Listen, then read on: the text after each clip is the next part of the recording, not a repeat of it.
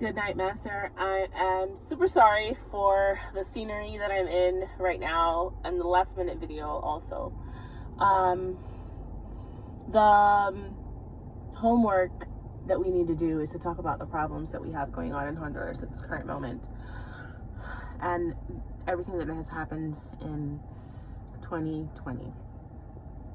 As we all know, the pandemic is the number one big change that we've encountered in this country in 2020 that has came to change all of our plans and all of our way of thinking, our way of working, our environment completely, our way of living in general, right? It has came to show us that we need to learn to adapt quickly to be able to keep afloat and to keep moving. In my experience for work, I'm going to talk a little bit about how things have changed for us. We all were sent to work from home in March 2020. March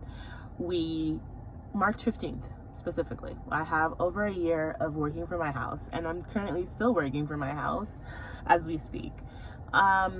So we've had to learn to adapt in the work environment, the change of not being face-to-face, of not being in an office with our associates, with my team.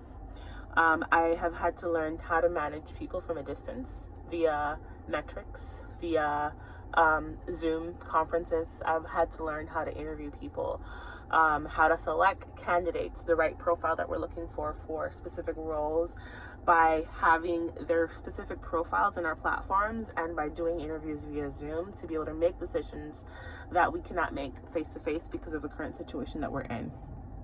That's just one of the small things that we needed to do when it comes to adapting. Let's talk about the healthcare in our country. We all know that it's really, really bad, right?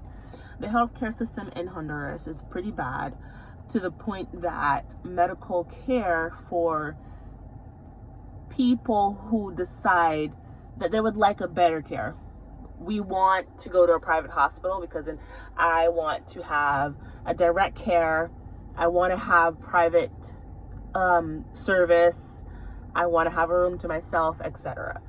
Us wanting to make this decision in a situation with pandemic pretty much means that you have to have so much money, because they're asking for 150,000 lempiras as a down payment for you to have access to general medical care if you are a COVID patient.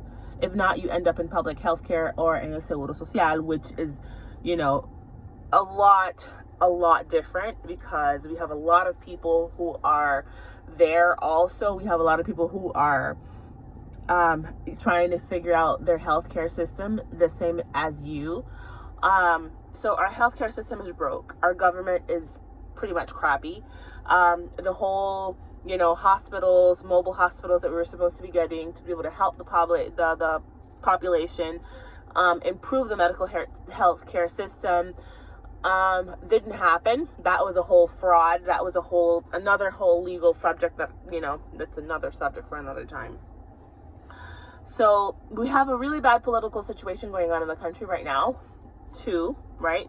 And then on top of the hardship and the broken system that we have and the poor medical care and people dying left and right, here comes along two massive hurricanes that knocked us left and right.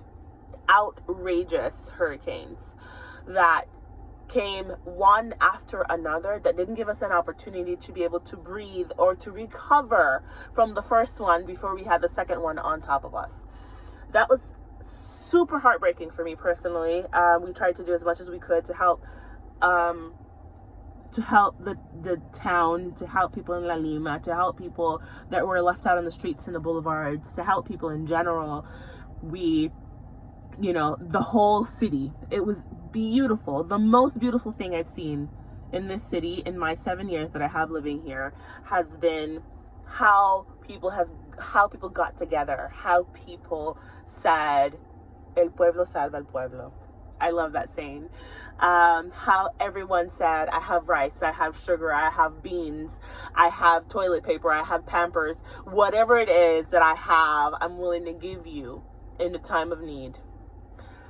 That was the most beautiful part of 2020 after coming through such a difficult time, after coming through such a hard period of the super bad situation with COVID, the super bad political situation and healthcare system, and then so many people being left on the streets without having homes.